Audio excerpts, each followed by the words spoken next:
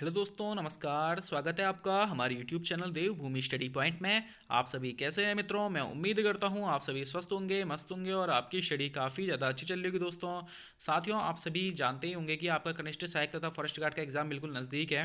तो इसी के रिगार्डिंग मैं आज आपके साथ डिस्कस करने वाला हूं उत्तराखंड व हिंदी पर आधारित प्रैक्टिस सेट 2।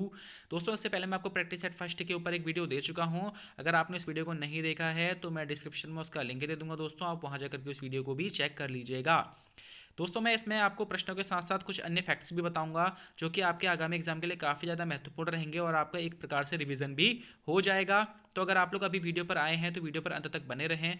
आपका ज़्यादा समय ना खराब करते हुए वीडियो को प्रारंभ करते हैं मित्रों। लेकिन उससे पहले एक रिक्वेस्ट है आपसे कि अगर आप इस चैनल पर नए आए हैं तो चैनल को सब्सक्राइब कर लीजिएगा दोस्तों, वीडियो को लाइक कर दीजिएगा।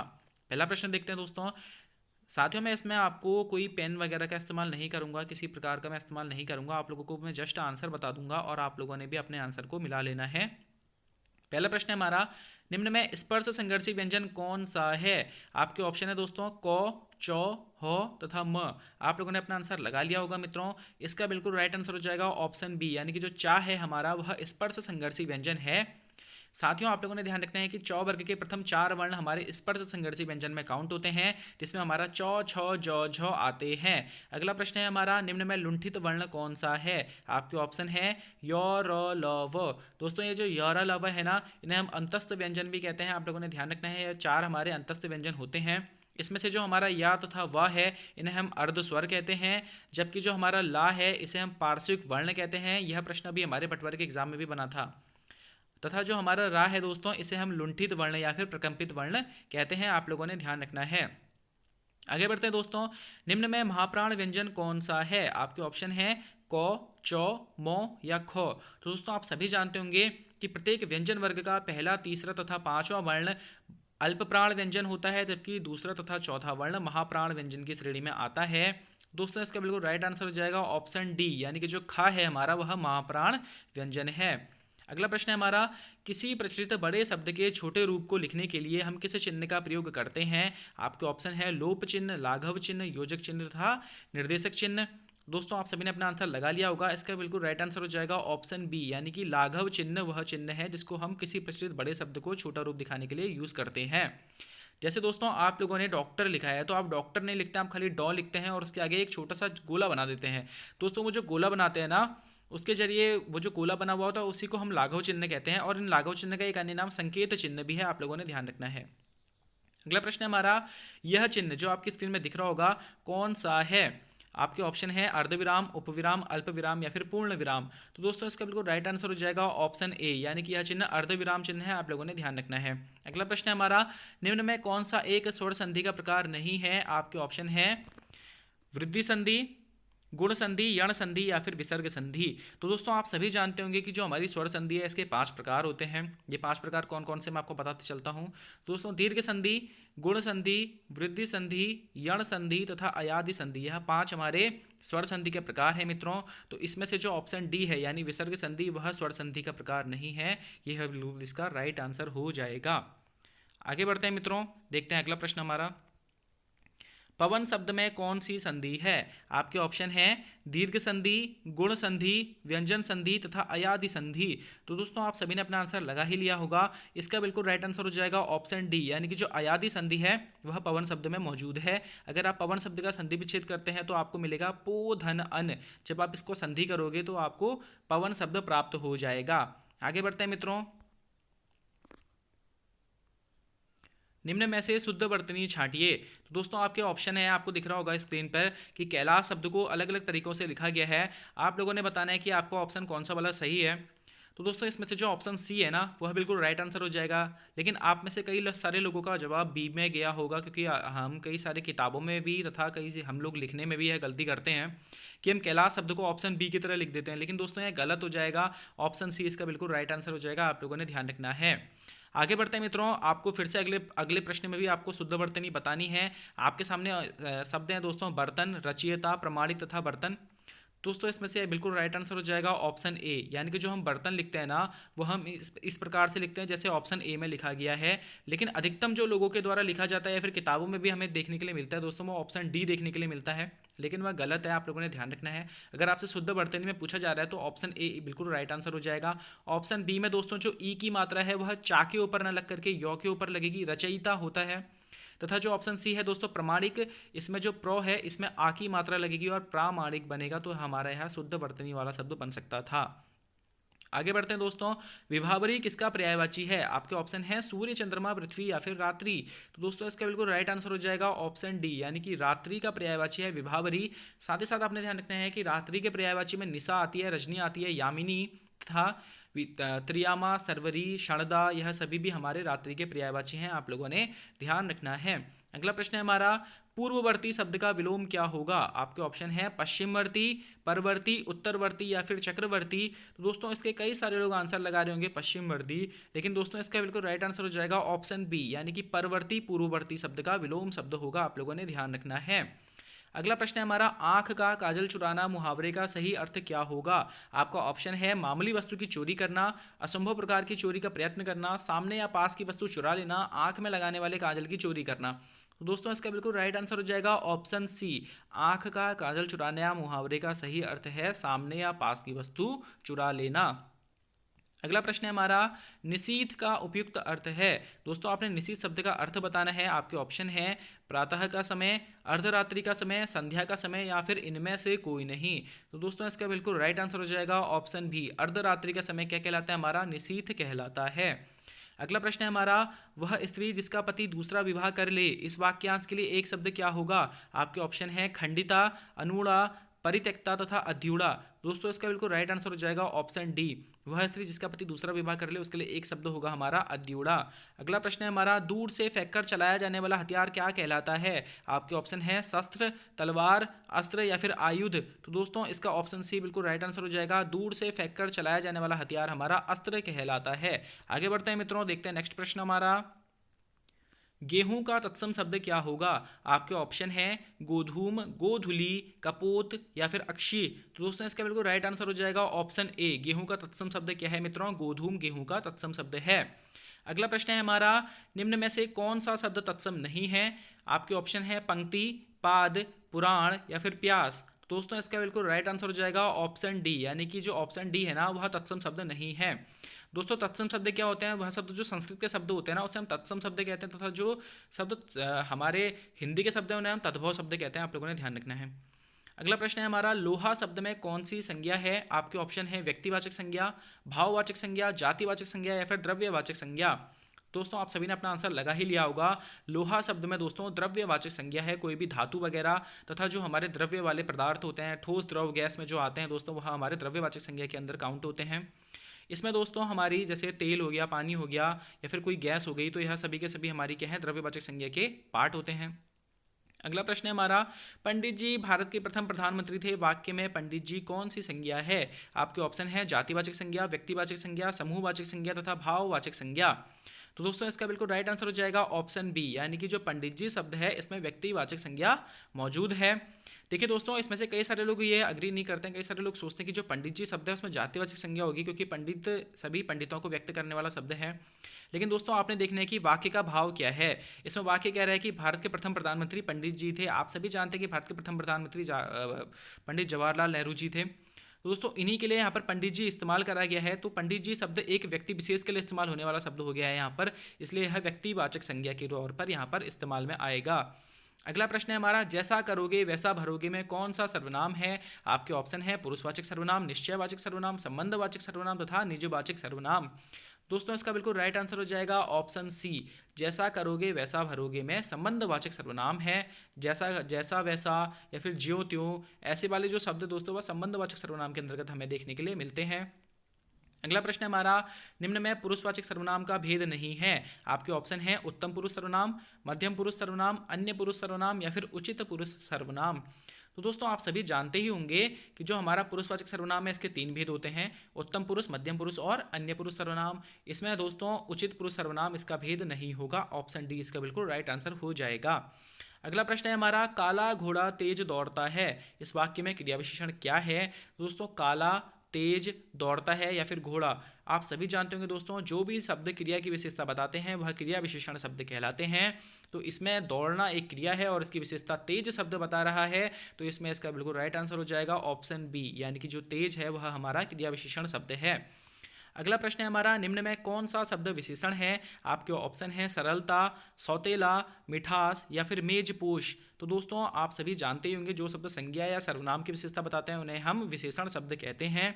इसमें ऑप्शन बी बिल्कुल राइट आंसर हो जाएगा दोस्तों, सौतेला शब्द हमारा विशेषण शब्द है। आगे बढ़ते हैं मित्रों, संकल्प में किस उपसर्ग का प्रयोग हुआ है? स उपसर्ग, सन उपसर्ग, प उपसर्ग या फिर सम उपसर्ग। तो दोस्तों इसका बिल्कुल राइट आंसर हो जाएगा ऑप्शन डी, संकल्प शब्द में दोस्तों सम उपसर्ग का प्रयोग हुआ है। आप लोगों ने ध्यान रखना है, आप लोगों ने ऑप्शन बी, कई सारे लोगों का इसमें लग जाता है, तो आप लोगों ने ध्यान रखना है कि ऑप्शन डी इसका बिल्कुल करेक्ट आंसर हो जाएगा। अगला शब्द है हमारा, पतलून किस भाषा का शब्द है? तो दोस्तों इसमें ऑप्शन में थोड़ी सी गलती हो रखी है, आप लोगों ने ध्यान रखना है कि पतलून पुर्तगाली भाषा का शब्द है, आप लोगों ने इसे ध्यान रखना है। अगला प्रश्न है हमारा, उत्तराखंड का सबसे कम ग्राम पंचायतों वाला जिला कौन सा है?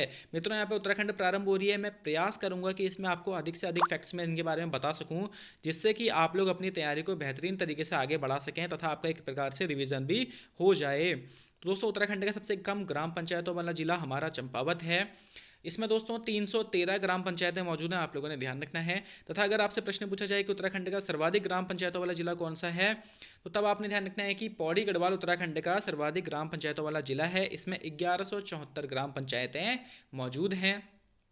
ठीक है दोस्तों, अगला प्रश्न है हमारा, उत्तराखंड के प्रथम महाधिवक्ता कौन थे? तो दोस्तों आपके ऑप्शन हैं सूर्य नारायण बाबुलकर, प्रकाश पंत, मेहरबान सिंह नेगी या फिर आर के धर। दोस्तों उत्तराखंड के प्रथम महाधिवक्ता मेहरबान सिंह नेगी जी थे, आप लोगों ने ध्यान रखना है। और वर्तमान में इनका हाल ही में निधन भी हो रखा है, तो यह अभी हाईलाइटेड है या प्रश्न बनने के पूरे पूरे चांस आप लोगों के एग्जाम में हैं। तथा आपने ध्यान रखना है कि वर्तमान महाधिवक्ता अभी सूर्य नारायण बाबुलकर जी हैं हमारे। अगर बात करें प्रकाश पंत जी की, तो प्रथम अंतरिम विधानसभा अध्यक्ष कौन थे? तो प्रकाश पंत जी प्रथम अंतरिम विधानसभा अध्यक्ष थे। अगर पूछा जाए प्रथम निर्वाचित विधानसभा अध्यक्ष कौन थे, तो प्रथम निर्वाचित विधानसभा अध्यक्ष हमारे यशपाल आर्या जी थे। अगर पूछा जाए आर के धर जी के बारे में, तो राज्य वित्त आयोग के प्रथम अध्यक्ष हमारे आर के धर जी थे। आप लोगों ने इतने तथ्य यहाँ से ध्यान रखने हैं। अगला प्रश्न है हमारा, स्कंद पुराण में नंदा देवी पर्वत से कालागिरी तक के क्षेत्र को क्या कहा गया है? आपके ऑप्शन है केदार खंड, मानस खंड, हिमवंत तथा अलकापुरी। दोस्तों स्कंद पुराण में नंदा देवी पर्वत से कालागिरी तक के क्षेत्र को मानस खंड कहा गया है और यह कुमाऊं क्षेत्र के लिए प्रयोग में आया है। तथा आपने ध्यान रखना है दोस्तों कि हरिद्वार, जिसका प्राचीन नाम माया क्षेत्र था, हरिद्वार से हिमालय तक के विस्तृत क्षेत्र को स्कंद पुराण में केदार खंड कहा गया है, जो कि गढ़वाल के लिए इस्तेमाल हुआ है मित्रों। साथ ही साथ आप सभी इस बात से अवगत होंगे कि बौद्ध ग्रंथों में उत्तराखंड को हिमवंत कहा गया है, आप लोगों ने ध्यान रखना है। अलकापुरी के बारे में ध्यान रखना है दोस्तों कि मनुष्यों के आदि पूर्वज मनु का निवास स्थान व धनाधिपति कुबेर की राजधानी अलकापुरी को कहा जाता है। आप लोगों ने इतने तथ्य इस प्रश्न से ध्यान रखने हैं। अगला प्रश्न है हमारा, दूधातोली से कितनी नदियों का उद्गम होता है? दोस्तों तो दूधातोली पर्वत आप सभी जानते ही होंगे कि दूधातोली पर्वत को उत्तराखंड का पामीर कहा जाता है। आपके ऑप्शन हैं 3 नदियों का, 4 नदियों का, 5 नदियों का या फिर 6 नदियों का। तो दोस्तों आप सभी जानते होंगे कि दूधातोली पर्वत से 5 नदियों का उद्गम होता है। ये 5 नदियां कौन कौन सी हैं मित्रों? तो पूर्वी व पश्चिमी नयार, पश्चिमी रामगंगा दोस्तों, आटागाड़ व वीनो नदी। इन पांचों नदियों का उद्गम कहाँ से होता है? हमारी दूधातोली पर्वत श्रृंखला से होता है। पूर्वी व पश्चिमी नयार, पश्चिमी रामगंगा, आटागाड़ व वीनो नदी, इन पांचों नदियों का उद्गम दूधातोली पर्वत श्रेणी से होता है। अगला प्रश्न हमारा, गढ़वाल क्षेत्र का सबसे बड़ा और गहरा ताल कौन सा है? दोस्तों आप सभी जानते होंगे कि गढ़वाल क्षेत्र का सबसे बड़ा व गहरा ताल हमारा सहस्त्र ताल गढ़वाल क्षेत्र का सबसे बड़ा और गहरा ताल है।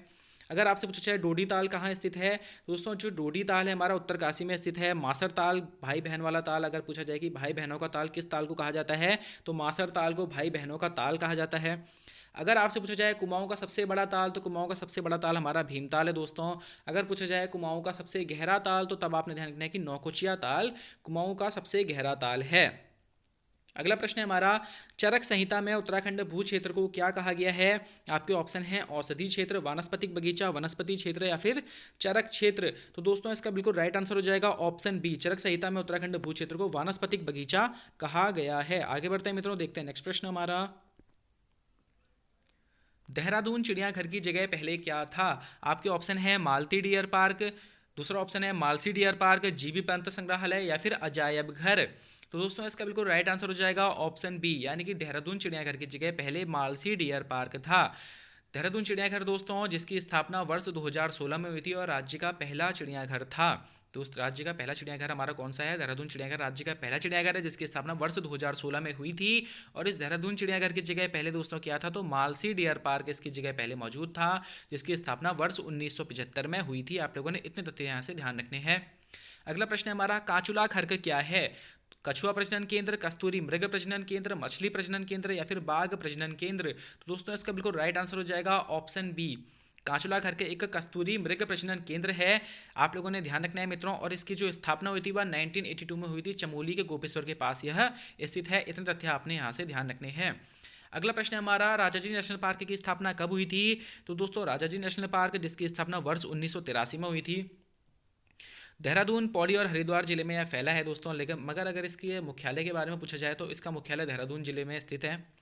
एशियाई हाथियों हेतु यह प्रसिद्ध है मित्रों राजाजी नेशनल पार्क हमारा। साथ ही साथ आपने ध्यान रखना है कि राजाजी नेशनल पार्क को प्रोजेक्ट टाइगर में अप्रैल 2015 में शामिल किया गया था और यह राज्य का दूसरा प्रोजेक्ट टाइगर में शामिल होने वाला नेशनल पार्क था।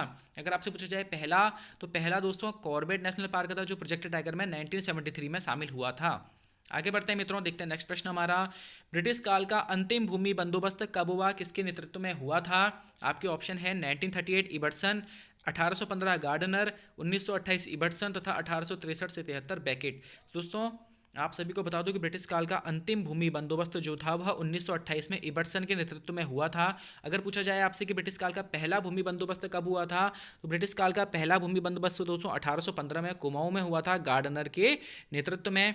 अगर पूछा जाए गढ़वाल में पहला भूमि बंदोबस्त कब हुआ, तो 1816 में गढ़वाल में जीडब्ल्यू ट्रेल के नेतृत्व में पहला भूमि बंदोबस्त हुआ था।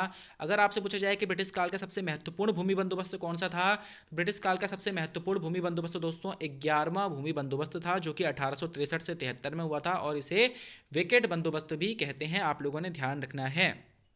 आगे बढ़ते हैं दोस्तों, राज्य में भू अभिलेखों का कंप्यूटरीकरण किस सॉफ्टवेयर से किया गया है?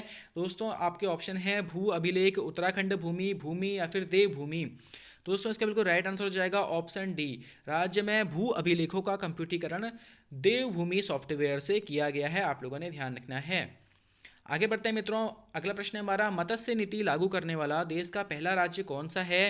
दोस्तों मत्स्य नीति लागू करने वाला देश का पहला राज्य हमारा उत्तराखंड है। आप लोगों ने ध्यान रखना है। और मत्स्य नीति उत्तराखंड ने 2002 में लागू करी थी, इतना आप लोगों ने यहाँ से ध्यान रखना है। आगे बढ़ते हैं दोस्तों, जोशीमठ आपदा से प्रभावित लोगों को कहाँ शिफ्ट किया गया है? आपके ऑप्शन है गैरसैंण, गोपेश्वर, पीपलकोटी या फिर पीपलधारी। दोस्तों ये प्रश्न मेरे करंट अफेयर्स में से आया गया प्रश्न है, ये काफ़ी ज़्यादा महत्वपूर्ण प्रश्न है दोस्तों। अगर आपने मेरी करंट अफेयर्स की नई वाली वीडियो नहीं देखी है तो आप वहाँ जा करके, मैं डिस्क्रिप्शन में उसका लिंक दे दूँगा, आप वहाँ जा करके उस वीडियो को चेक कर सकते हैं, देख सकते हैं। उसमें मैंने एक्स्ट्रा फैक्ट्स भी बताए मित्रों, जो कि आपके आगामी एग्जाम के लिए आपको मदद पहुँचाने वाले हैं।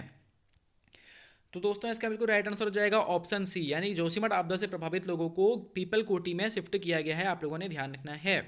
अगला प्रश्न है हमारा, उत्तराखंड नकल विरोधी कानून लागू करने वाला कौन सा राज्य है? पहला, दूसरा, तीसरा या फिर चौथा?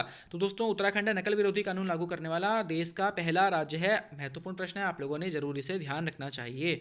आगे बढ़ते हैं दोस्तों, उत्तराखंड में फॉरेस्ट ग्रीवेंस कमेटी का गठन कब किया गया था? आपके ऑप्शन है मार्च 1921 में, अप्रैल 1921 में, फरवरी 1922 में या फिर मार्च 1922 में। तो दोस्तों फॉरेस्ट ग्रीवेंस कमेटी का गठन हमारे उत्तराखंड में 13 अप्रैल 1921 को करा गया था। ऑप्शन बी इसका बिल्कुल राइट आंसर हो जाएगा। तथा अगर आपसे पूछा जाए कि फॉरेस्ट ग्रीवेंस कमेटी के अध्यक्ष कौन थे, तो पी विंडम फॉरेस्ट ग्रीवेंस कमेटी के अध्यक्ष थे। आप लोगों ने ध्यान रखना है। अगला प्रश्न है हमारा, उत्तराखंड क्रांति दल का गठन कब किया गया था? 25 जुलाई 1979 को, 25 जून 1979, 15 जुलाई 1989 या फिर 16 जुलाई 1989 को। दोस्तों उत्तराखंड क्रांति दल का जो गठन था वह 25 जुलाई 1979 को मसूरी में किया गया था। आप लोगों ने ध्यान रखना है। वह जो इसके अध्यक्ष थे वह कुमाऊं विश्वविद्यालय के उपकुलपति देवी दत्त पंत जी इसके अध्यक्ष थे। आगे बात करते हैं दोस्तों इसके बारे में, तो 1987 में यूकेडी का विभाजन हो गया था। प्रश्न बनता है दोस्तों कि उत्तराखंड क्रांति दल का विभाजन किस वर्ष हुआ था? तो 1987 में इसका विभाजन हो गया था और इनकी जो बागडोर थी उस समय काशी सिंह ऐरी के हाथों में आ गई थी।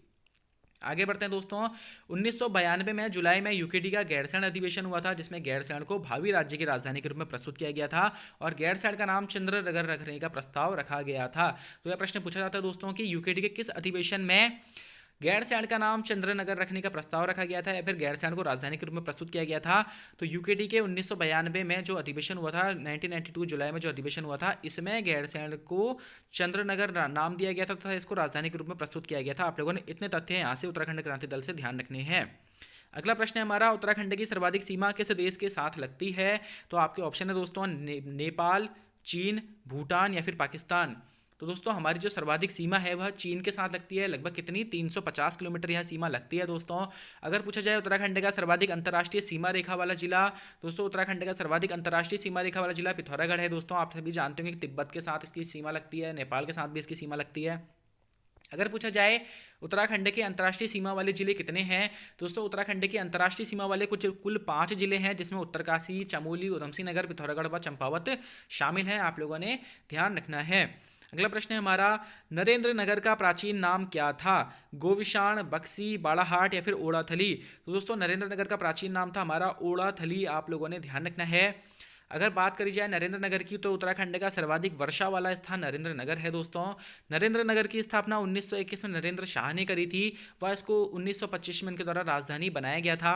अगर पूछा जाए उत्तराखंड पुलिस प्रशिक्षण केंद्र कहाँ मौजूद है, तो उत्तराखंड पुलिस प्रशिक्षण केंद्र भी नरेंद्र नगर में मौजूद है। साथ ही साथ दोस्तों गोविशाण काशीपुर का प्राचीन नाम है, बक्सी नानकमत्ता का प्राचीन नाम है तथा बाड़ाहाट उत्तरकाशी का प्राचीन नाम है। आप लोगों ने यहाँ से इतने तथ्य ध्यान रखने हैं।